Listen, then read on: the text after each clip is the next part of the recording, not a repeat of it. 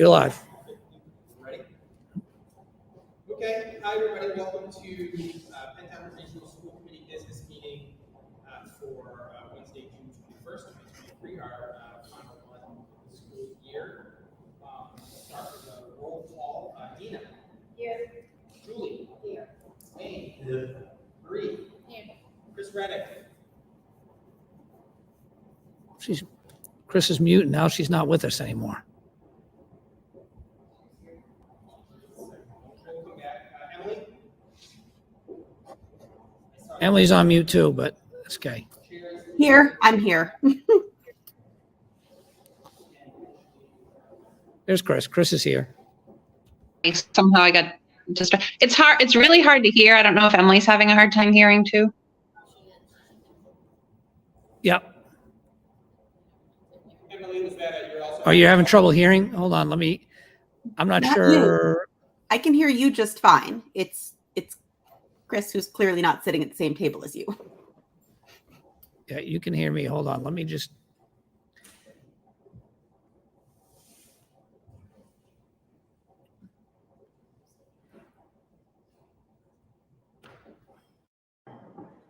Okay.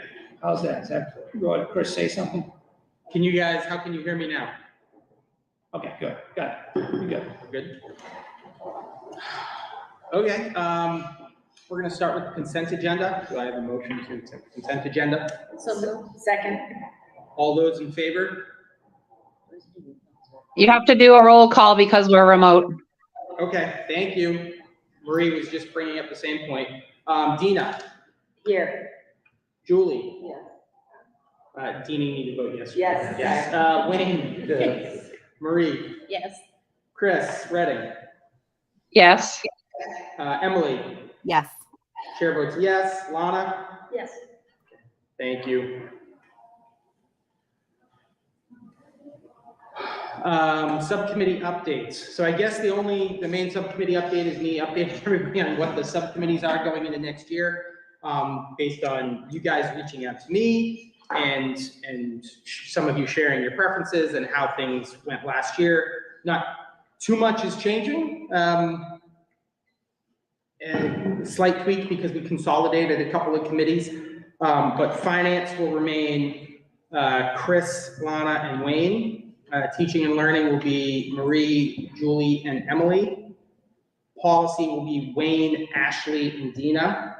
And community liaison / communications will be Lana, Marie, and myself. And I'll leave it, if it's okay with you guys, we'll leave it to the subcommittees to identify your chairs. Does that work for you guys? You can discuss amongst yourselves and identify who's gonna lead that work. I guess this is as good a time as any to do a subcommittee for that search. If you want to do that in this section as well. We need to identify a school committee member to work on the search committee with several folks from the superintendent and several folks from PRSD for the search for the business manager. Chris has expressed interest in that. She did it the first time around and by all accounts did quite well. Obviously that worked out with Greg. She obviously has some personal and professional experience in the field as well. So it makes sense to me, but I did want to put it out to everybody. If anybody else wanted to express interest in that or had any thoughts. I support Chris as well. Yeah, she'll do great. All right, Chris, you're the victim if that's still okay with you. Yeah, that works for me. Thank you. Thank you for volunteering. And that's it on subcommittees. New business is nothing. We have nothing from you, Dr. B, on this one, right? We have no updates or anything. Nice. The only update I would give you is that the business manager position got posted this morning. Okay. So timeline-wise, we'll let that be up there for a week and the this week and next week, and then the end of the following week, we'll probably start reviewing through some of those candidates. Thank you. Excellent. That brings us to new business and item A, which is the superintendent's evaluation. And I think Emily, hopefully we can hear, is going to lead sort of the summation on that.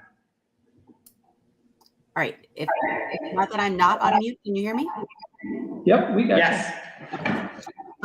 So you all did a lovely job following directions, and essentially we met on, what day was that? Monday, to compile the scores, and across the board, I'm just going to go through each section in the rubric to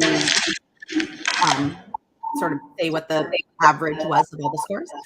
So the first, sorry,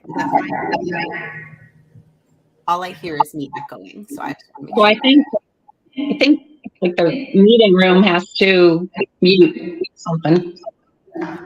Go ahead. All right. So for 1B3, which was meeting diverse needs, the average was 2.11, which again, sorry, 0 being unsatisfactory, 1 being needs improvement, 2 being proficient, and 3 being exemplary. So the average score was 2.11, which was proficient. For section 1C1, variety of assessment methods, the average was 2.33. So that was also proficient. For section 1C2, adjustments to practice, the average was 2.25, which was proficient. You getting the theme yet? For section 1D2, for student learning measures, the average was 2.5. And based on the scores that we looked at, and that we only had scores from 8 people in that section, we determined that 2.5 would be also in the proficient range. For 1D3, observations and feedback, the average was 2.38, which was proficient. For 1E1, data-informed decision-making, the score was 2.22 on average, which is proficient. For section 2A2, operational systems, the average was 2.33, which is proficient. For section 2A3, student health and safety, the average was a 2.0, which is proficient. 2B2, induction, professional development, and career growth strategies, the average was 2.5. And again, we were missing 1 score on in that area, so we determined that that would also be proficient. 2D1 was laws and policies. The average was 2.22, which is proficient. For 2D2, ethical behavior, the average was 2.44, which is proficient. For 2E1, fiscal systems, the average was 2.67. So that rounded up to exemplary. For 3A2, community and stakeholder engagement, the average was 2.56. So again, exemplary. For 4B1, policies and practice, the average score was 2.38, which is proficient. And for 4C1, communication skills, the average was 2.78, which is exemplary. So we obviously had a range of scores from different members on most of those different areas, but when it averaged out, we as a committee determined that Dr. V is either proficient or exemplary in all of the areas on that rubric that we determined we were going to use to evaluate him. Any questions? From the group? Thank you, subcommittee, for doing that. No, thank you, everybody, for getting them in. I mean, I don't want to belabor the numbers speak for themselves, but I think we all know that the year was largely about the budget and making sure people understood the budget and getting a budget that would allow the school system to run in a way that we thought was at the very least sufficient, but hopefully more. And I think we all know that there was this extraordinary amount of work that went into that from you and everybody who works there. And I think, especially in a couple of areas, that was reflected. So, And that, go ahead. we didn't have a lot of comments written by people, but there were a couple of comments that were definitely focused on exactly that, what Chris just said, in terms of the effort and the span, how long of the year that information campaign that Dr. B spearheaded, that really stretched out way beyond our normal budget season, and the importance of that in passing the override and getting the budget that our kids deserve. And I'll also fall on the sword a little bit. Wrapped up in the budget and other things, we should have been a little further ahead on this than we were calendar-wise. That falls on me. So apologies for the little bit of a scramble at the end to get it done, but thank you all for rolling with it. So if there's no other comments, we'll go on to the next. Let's go ahead, Sue. I just want to thank everybody for completing the survey. Evaluation is always a big deal. You want to know where people feel. So I have my perception of my strengths and weaknesses, so it's good to get other perceptions. I think that piece about the community engagement not only was a beneficial thing for this year, but I think moving forward was one of those beneficial pieces, because we've seen in the past, the only other time we've done that was when we were looking at adjustments to the regional agreement, and also when we were trying to build this space.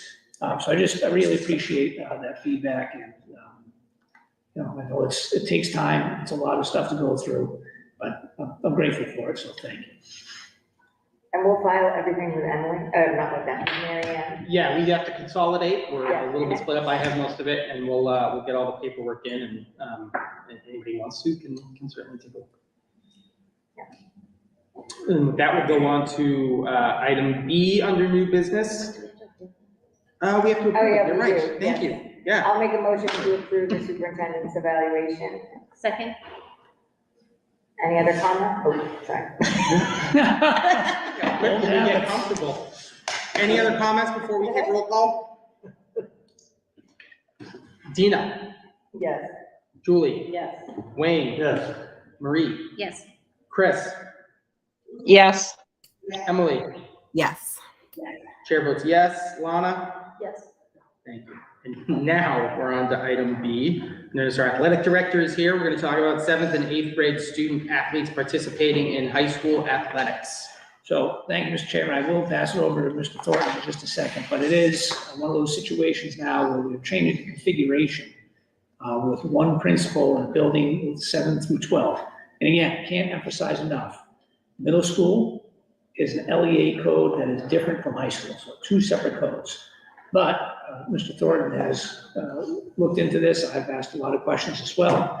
And with those students being in one building with a single principal, the criteria, as you've seen it here, like as long as the principal is responsible for that student's attendance and all those other pieces, which in this case it would be, there's this opportunity, instead of filing a waiver every single year for a large number of sports, we could just open up 7th and 8th grade to participate in high school athletics without the waiver process.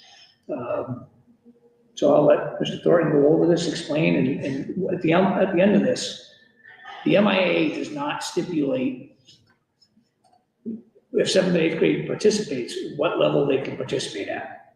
High school athletics is high school athletics.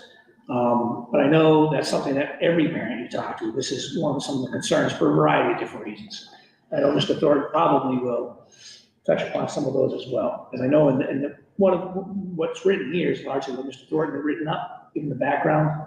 But I know from my perspective, we've seen last year, JV2 and freshman sports taken away. Those are now back this year.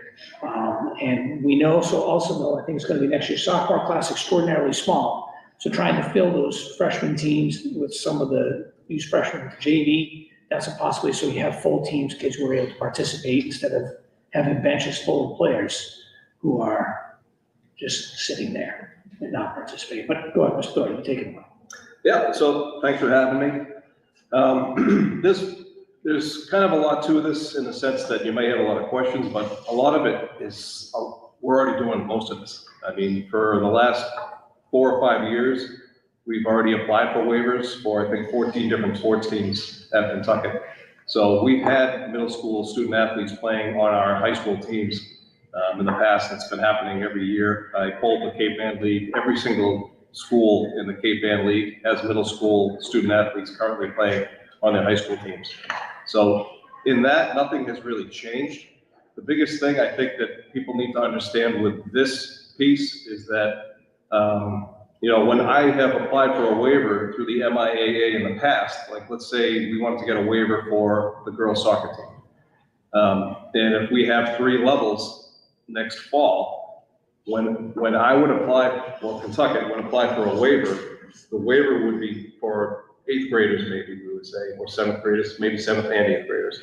But the 7th and 8th grade student athletes could only play at the lowest level that was offered.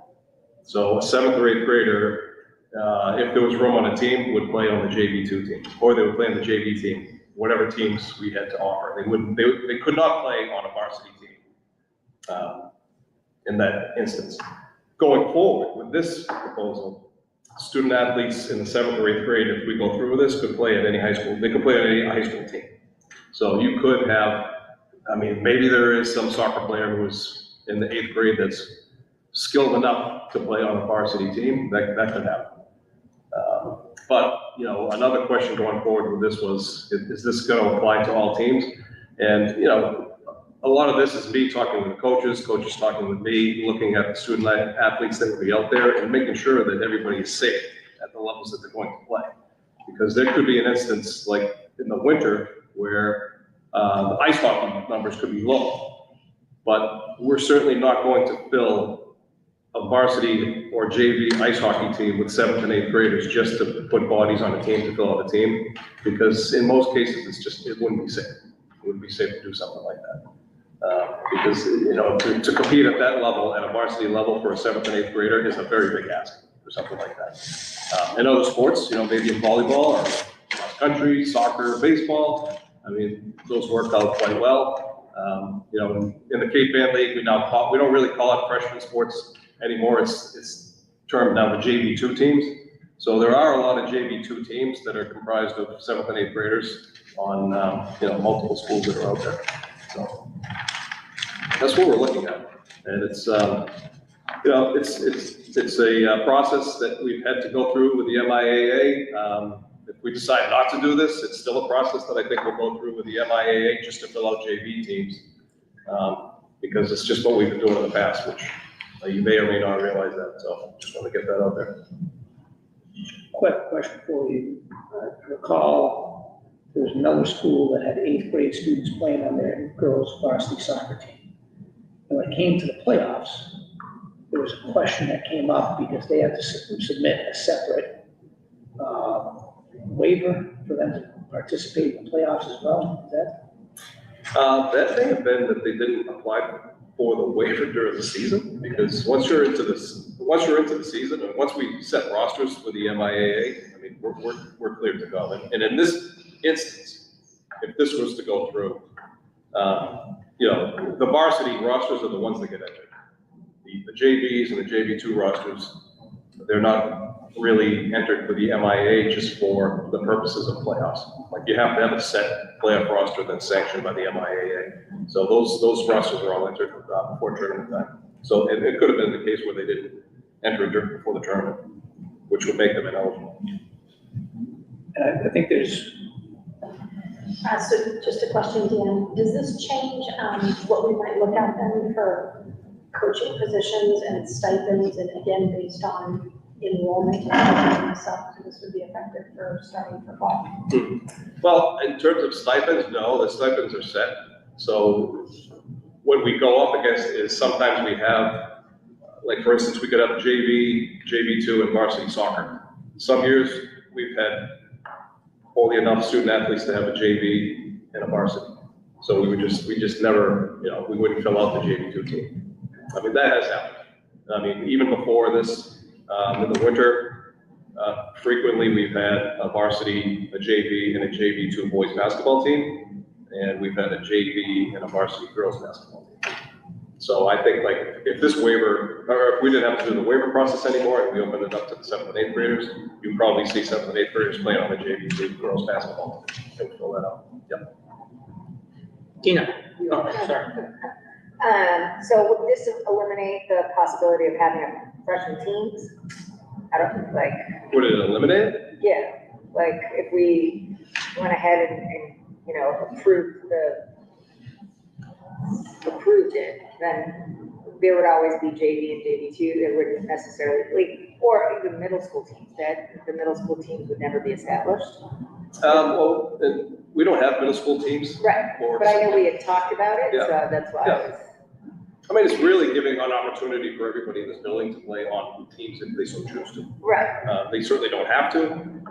We're not going out and recruiting and saying you have to do this. It's gonna be a parent decision at some point if they want their 7th or 8th grader to play on a, high school team. So are 7th and 8th graders open from the minute registration opens, they can sign up, or is this only if we need more participants? Well, right now, we can't do anything because it wouldn't be in effect until July 1st. I mean, the new building principle doesn't go into effect until July 1st. So we've had signups already, but we can't do anything yet because we're still. Okay, so let's say it's winter sports then. Yeah. So a 7th grader can sign up day one, that winter sports sign up is open, or are you Yes. only allowing them? Yeah, so maybe can you talk us through the process a little bit of how it will work for, say, any sport? How will they identify if 7th and 8th graders will play on a JV2 or? Yeah, I mean, it would, Maybe just walk people through the process. ultimately, it would go down to, like, if we say we're gonna do this starting in the fall, and you have, 50 girls signed up for soccer, they would all go to tryouts. Coaching staff would be there for 3 different levels, and the coaches would then determine which levels those 50 girls would play on. So they would pick, 20 or so for the varsity, they might take 15 over here for the JV, then the rest will go to JV2. Yeah, and it could be any level. Right?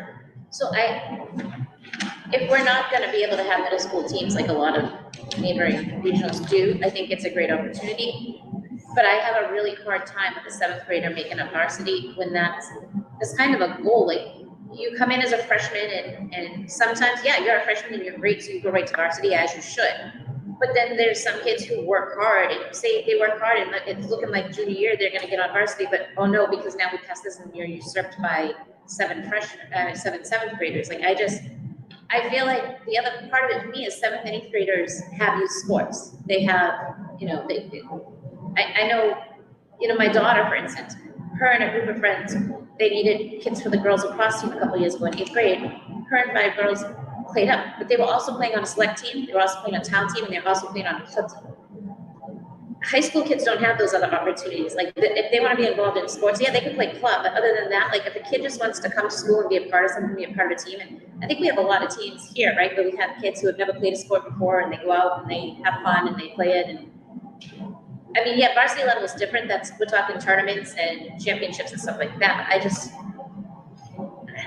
I'm for part of it, but I just really struggle to think of the 7th or 8th grade athlete, even though they're deserving, they're still gonna get their time for 4 years of high school. Yeah, I mean, that's a big reach too. I mean, to think of a 7th or 8th grader playing a major role or playing a role on a varsity team, you're kind of talking about an exceptional athlete, because by and large, I don't really see too many 7th or 8th graders that are gonna be playing on said team. Yeah. So maybe this is the best way to ask it, because, I think that's a reasonable question, right? You're thinking about the high school kids, and how is this gonna impact their athletic experience? You've been doing this for a little bit, you talked to other ADs. I mean, maybe just give us your best assessment of how you see this, what, if any, effect you see it having on varsity on down in terms of the selections that coaches make. Do you expect it to be significant? Do you just expect it, where did you think that distribution is in terms of, obviously we expect it to impact JV2, right? To fill out those 13 that we haven't had in a lot of sports, which allows more kids to play, including freshmen and sophomores who might not make a team otherwise, right? Because right now we have freshman teams that don't exist. Right. So if you're a younger kid, you don't make JV or you don't make varsity, you're not playing anything your freshman year. And allowing these kids to play that, fill out that roster. Right. Maybe you can just give us your best assessment of how Well, you think it's this a good shakes question, out. but I mean, historically, we apply for waivers to fill out our JV teams. So I can't tell you really of an instance where we've done a waiver with the MIAA and an 8th grader has joined the team and, the coaching will be, that kid's really a varsity player. It's by and large, when we do an 8th grade waiver, it's because we don't have enough players on the JV team and we need to fill out a roster and it's safe for them to play on that team. So going forward, what do I see? What do I project? If 7th and 8th graders are going to be allowed to play on our teams, the vast majority of these student athletes are gonna fill out the JV team. I mean, yeah, just to reiterate, we do this in 14 sports now, Right, well, we've done it over the past 5 Right. years. Unfortunately. or have done it. And I guess you can just extrapolate from that experience. Have you seen any impacts on varsity rosters through that process? Well, no, because they can't play. Oh, they can't. No, they can't play. But with that being said, I mean, maybe there was one or two, but I can't think of a student athlete who came up from the middle school to fill out a JV team where you would say, it's really varsity player right there.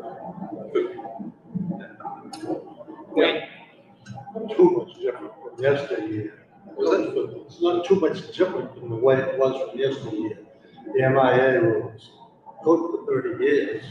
And I bet I can't come up with 3 7th and 8th graders that got waivers from schools that weren't in that building. I was able to play varsity. One was the mascot, she was the best guy of the year. Yeah. The league in 7th grade. I don't know if I can come up with 1 or 2 others. Most of them all came through the MIA because we couldn't fill freshmen or JV rosters, so schools like Manchester and Rockport, who had low numbers, it was instilled to allow them to fill the gap. At that time in baseball, when the baseball JV coach asked each were not to play any starters, have them not dress, so they could have their 7th and 8th graders play our subs. So it was a matter of let's get as many athletes involved, let's not hurt them, let's keep them safe, but the opportunity for a 7th and 8th grader to come up and play varsity, even if we're say, would still have to do it the waiver. So it hasn't changed too much, and you not coming up with anything very specific is probably the way to say it. Yeah, I mean, I'm not gonna say it couldn't happen because, who knows? I mean, there could be a student athlete that.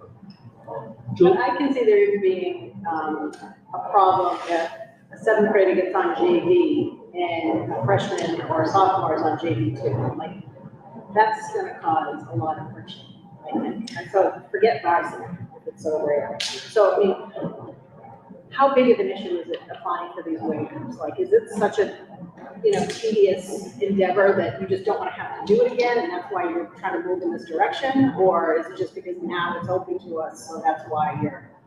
It's not, is it tedious? I mean, maybe you could say it's tedious. I've never applied for a waiver through the MIA and been rejected. Okay. So anytime I ever apply for a waiver, it's basically a rubber stamp. That's it. So if we have a need for a certain level, we apply for the waiver. As long as we get blessings from the administration, it's a done deal. I agree with Marie. I think it's, this 9 through 12 is your time for high school sports, and I would be upset if the 7th or 8th grader took away that opportunity from my kid. I think 2 things. One, on the waiver process, he can't just apply for a waiver. He has to wait to see how many student athletes are applying for a sport. So those waiver students don't start necessarily at the very beginning. They'll have a meeting, and if there's not a lot of kids that show up, then he puts in for the waiver, waits for the approval. I don't know how much. Usually I get an email that says whatever it is. Yeah. And then there's, so they usually miss out on all the trials the first week or whatnot.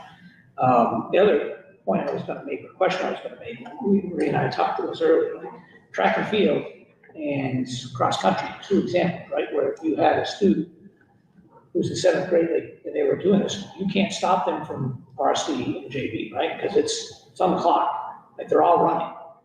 And the kid that's faster is gonna just end up winning, they're gonna end up on varsity. So for those sports, there's just no way to allow that, or to prevent that. I think, it's obviously your decision to go ahead.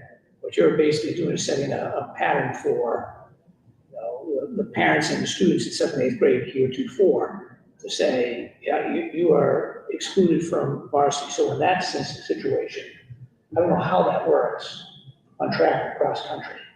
You've never done a waiver for track and cross country. No, I haven't had to. So those would be sports where 7th and 8th graders would not have a chance, opportunity to participate at all in high school athletics. They would have to find, and nothing else exists Until they're in high school. until they're in high school. Nothing else exists for them. So sports where there's too many, basketball is another example, where you applied for a waiver for the girls. We've done waivers, middle school waivers for girls basketball before. Yeah. So those- Fill out JV teams. And so 7th and 8th grade students would have access to only certain sports, not all sports. Sorry, Emily has a question. I want to make sure we get her a chance. Go ahead, Emily. Thanks. I guess I have two questions.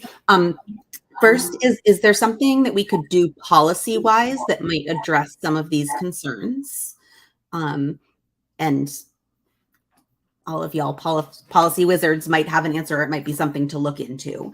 And I guess I love the idea of giving some opportunities to middle schoolers that they might not otherwise have, since we don't have middle school sports. And I can only speak from Manchester, Essex, but like I know that in the past, because I used to coach their middle school soccer, and that was like just middle schools, just and for them 6th, 7th, and 8th grade.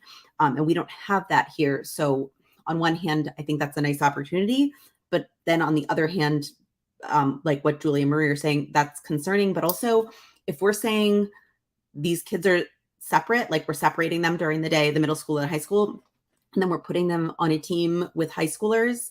And I mean, kids can be 16, 17, still be on a JV team, as far as I can understand. Like, then we're potentially putting a 12-year-old on a team with a 16 or 17-year-old, and that doesn't necessarily make me super comfortable in terms of what we are being very clear with parents, that the middle school and the high school are very separate entities.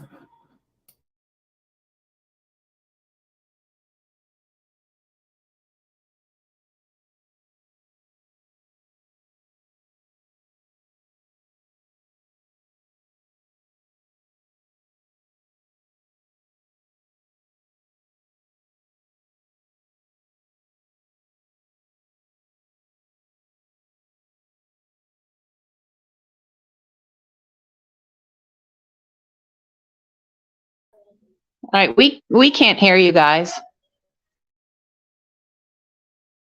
Oh, I'm sorry. Go ahead, Chris, you're up. I know. So I completely agree with a lot of the comments that are kind of against having middle schoolers play on the high school teams. One of the other things I wanted to add is that, there's a reason that we have youth sports, and that's for the development, so that kids of the similar ages are developing their skills at the same time. And I really question whether it makes sense for us to be pulling 7th and 8th graders out of their youth sports during the season, when that's the development that leads into the high school teams. And like, I just don't think it's a good idea. I think, if there are circumstances where we need to pull kids, then we continue to get the waivers. But otherwise, I'm against automatically allowing middle schoolers to join the high school teams. Marie?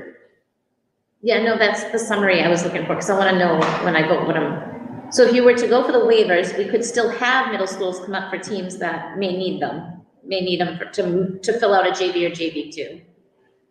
Correct. But they won't, but if we were to do this, if we were to approve this MIAA, it would be more like, we're opening it up that any kid can play they could play varsity. You could have, I know you said it's rare or whatever, but you could have the potential where. Well, no middle matter what you schoolers- do, middle school students will be playing on a high school team. So if I do a waiver in the fall for volleyball and boys and girls soccer, you're gonna have 7th and 8th graders playing with high school students. Right, but varsity level, or is it just JV2 that they can play, or JV1? Well, it's still, there's high school kids on the JV2 team. Right. Yeah. But it gets to a certain point where those kids can still play at the youth level. They have opportunity. I understand that as a middle school, unfortunately, we don't offer sports as a middle school, but they do still have opportunities in their towns and in the district to play youth sports, whereas It's gonna high school really be up kids to a don't. parent. If you're on a high school team, that's your team. So if you're on a high school team and, like, let's say, for instance, there's boys who wanna play on the JV2 high school soccer team, they have to play on the boys JV2 soccer team, because they're now a part of an MIA sport. And the MIA, if it does the waivers, they can only compete at the lowest number. I'll, go ahead, Lana, sorry. Sorry, Vanessa. So a few years ago, when there was middle school track, no, there was cross country and there was track. Well, That was a community Community I education. mean, those fees, like it was to pay for the timers and whatever, that was because of, again, that was not a middle school offered sport. It's actually not a Kentucky. It was run by, so it's essentially, community education was an outside person, in this case it was usually a parent, that would come and they would say, hey, we'd like to run this program, and get the superintendent's approval. They would have access to whatever space they needed at a certain designated time. And it was run basically like a youth league. So if we still did have that community interest and someone wanted to step forward for that, they could still do that for 7th and 8th grade versus this with applying for all kids of 7th and 8th grade to participate in everything we offer for high school athletics.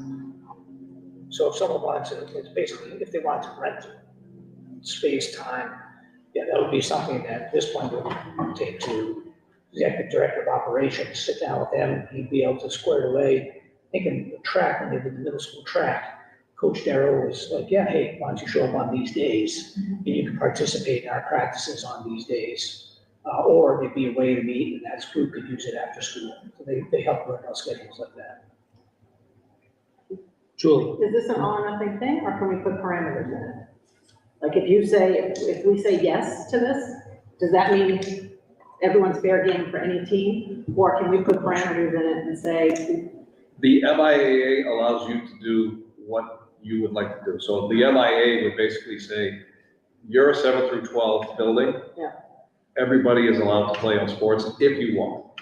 If you don't want that, you're you can say? Kentucky is at liberty to do what Kentucky would like to do. Yeah, I mean, we could as a school say, we're gonna allow 7th and 8th graders to play on high school teams, But not ours. but they're gonna play at the lowest level off. We could make our decision. So I would just, sorry. Yeah, go ahead. So yes, so I get that, but I just go back to the cross-country and track example, it's impossible. Whoever runs the fastest time is first place. And those get scored based on how many points you score in that event. So it's more clear cut in like basketball, field hockey, soccer, football, like that's way more clear cut about varsity and not varsity. It's not as clear cut in some of those sports, but yes, I think, well, if that's the case, then we could just go ahead and say, okay, we're wide open for these sports. If we don't want 7th and 8th graders usurping a 9th through 12th grader, then that's fine, that could be. And it might be similar experience, like I was talking about earlier, like my freshman basketball team, they had about 28 kids on it. And the JV team might have only had 10, but that's what they had. And we were in separate buildings then, because it was junior high, but it's okay to have a team of 28, it's better than having no team. So I'm gonna, we've been around a little bit, so I want to try and get to a conclusion here if we can. I'll say, I think, a lot of really good questions and concerns, reasonable ones. I do think it potentially is reasonable to ask the AD and the administrative team maybe to come back to us in the fall with a policy of what this would look like, around how, maybe a draft or outline policy. Even if we approve it tonight, we could ask them to come back with a draft policy that we want to approve in the fall. I can only, just speaking for myself, I do default, just as somebody who works in education and who's been involved in this district, I always default to trying to provide as many opportunities to as many kids as possible. We know, and that includes at the high school level, we know there are 9th and 10th graders that couldn't participate in their chosen sports because we didn't have teams. There were budget reasons for that. There were also student reasons for that. You don't have enough kids to fill out that third team where a lot of high school kids might end up, but otherwise just can't play. And I will also say, I think it's important for us to be cognizant of the fact that the community has blessed us with some extraordinary athletic facilities at great expense. And I think we need to be really thoughtful about maximizing them and giving as many athletes as possible opportunities to use them. That's just my own, how I approach it in terms of thinking about how the community might be thinking about this as well. But again, excellent question raised. Go ahead, Dr. B. So I think it would be useful if we had some of the remarks, we could go back and watch the video. I think we've heard some of the common themes. Would this be something, if we're creating the rules, is that an athletic rule or is that a policy? Does that become, just go into the athletic handbook or does it go into policy. Which rule?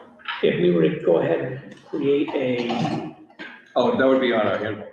yeah, what I can't remember. Would you, no, Ashley is not here, but would it be something, that's policy subcommittee?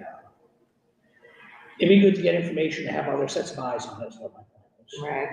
And is it just for this coming year, and then we would do this again, or this is, we vote yes, and then this is now a change? for the- This all came up because of the restructuring of the building. So like in the past, it would never come up, but now that there's one building principal who oversees, attendance, discipline, academics, it opens up a window for student athletes in grades 7 through 12 to play on sports teams in high school. So that's how that came up. Otherwise, we wouldn't even be talking about it. Wayne, go ahead. I think you'd all be comfortable if you can pick and choose the rules, because as long as you don't contradict the MIA, you can make your own rules.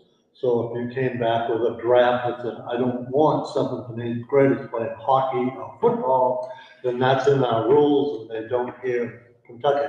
However, in golf, cross country, you're okay with that. So you can pick and choose whatever you want and we can instill it in that fashion. I don't know if I want my 7th grader playing football or hockey either. Poor guys going up a notch. Marie? So I'm just flipping through the policies real quick, and under section J, students, there are different interscholastic athletics and student participation in athletics policy, JJIC and stuff that could maybe be amended for this particular purpose. That's what I was kind of getting at, like, if we put in the athletic handbook, and put in the policy, because if it impacts policy, then the policy subcommittee meeting, and maybe go ahead and get things jotted down, get Mr. Thornton's input as well, and get it to is it August 15th meeting, is that right? Yeah, I know that's not ideal in terms of the fall timeline, but that would be the first time that we can So- really address it. That's, Like Mr. Thornton said, like, we're not gonna be able to, we won't be able to get a waiver in until, if we wait for the waiver piece, we're not, Tuesday the 15th, but we won't be able to get a waiver in until usually after the first week of practice, when we actually have the numbers. So on the 15th, I guess, what the messaging to the 7th and 8th grade students and parents is what we're gonna have to wait till August 15th to see if that's a decision that we want to go forward with, although I know Chris Redding has brought this up in the past, we may have to have a meeting beforehand or thereabouts, because we'll have to have that conversation regarding the business manager and the whole process, and potentially getting that person on board sooner rather than later. October 1st is the start date, but now till 2 months. Shouldn't take us 2 months to go ahead and do that. So it might be something we can roll up into that meeting, a quick 30-minute meeting as well. Potentially. So it feels to me like we have a process question here. I don't, unless there's, I'm misreading the room, I don't see an appetite for a motion to move forward without. Sorry, I can't motion to table that. That would be one option, yeah. I'm opening it up to thoughts right now. Emily, Chris, do we think we want to table and explore some more and allow the policy subcommittee to do work and maybe talk with the AD and the superintendent, or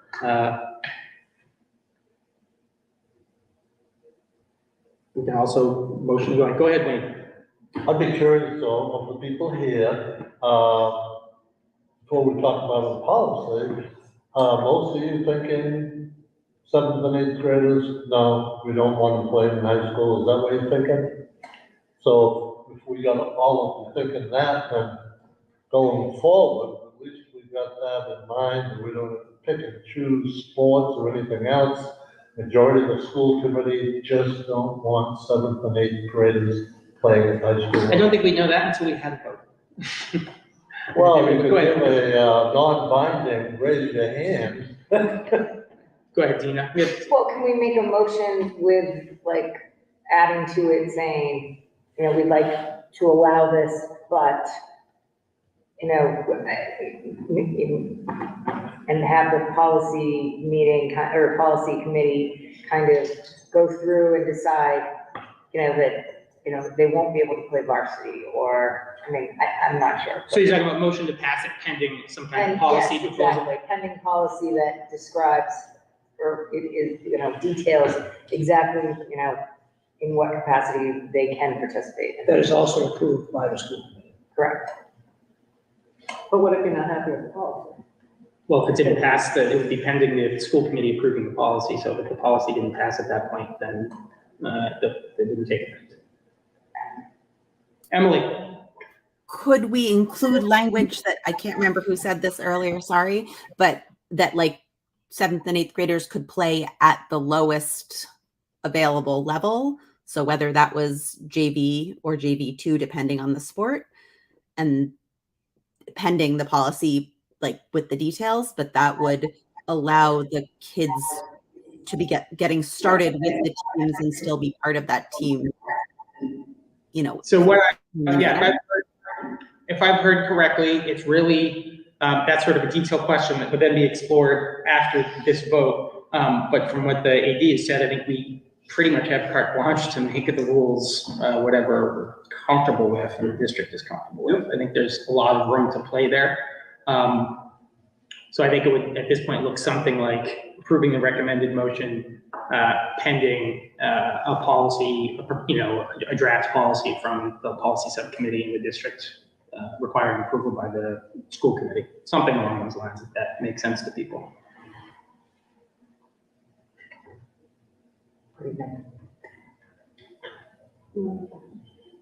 Lana, go ahead, sorry. I think we paused. I think I'm very confused about vote on this, but with these stipulations and change the policy, but go to vote for that.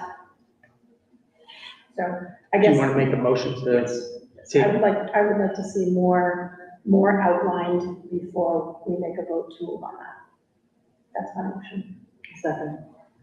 So we have a motion to table with a second. Any other questions or comments before we vote?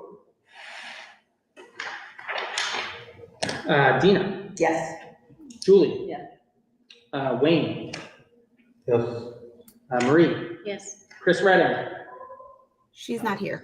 Yeah, Oh, sorry, Emily. Yes. Chair votes yes. Lana? Yes. Yes. All right, motion is tabled. I think we'll, start with everybody. We'll look to take that up at our next, hopefully, maybe take it up at our next business meeting ideally, but we'll revisit that when we're planning the agenda for mid-August. one quick note, just so everyone here understands, we don't have middle school sports. So we tried that in the first budget 2 years ago, just to try to get that exploration in there. When the budget failed, that went away. In this budget, that was still not, in order of priorities, that's not going to be on the top of anything we added in this year. We was trying to get some classroom positions back. I just wanted to make sure, like, if someone says, what happened to middle school sports? We've never had. And I guess just one more point to Marie's point, which she said, but for the majority of the athletics that are offered, there is also still the youth program. So maybe we could look at youth enrollment right now. I'm kind of a big fan of that little, with the parents in the community of where is their interest. Yep. So maybe we could come up with something to do with that, even for the now enrolled 7th and 8th grade parents of where are they at with their thoughts. I think that is eminently reasonable.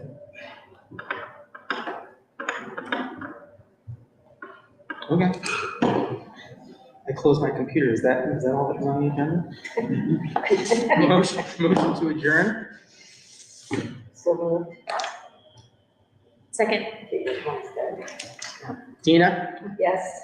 Julie, Yes. Wayne, Marie, Yes. Chris is not here. Emily, Yes. chair votes yes. Lana? Yes. Ashley's not here. We are adjourned. Thank you, Emily. Bye,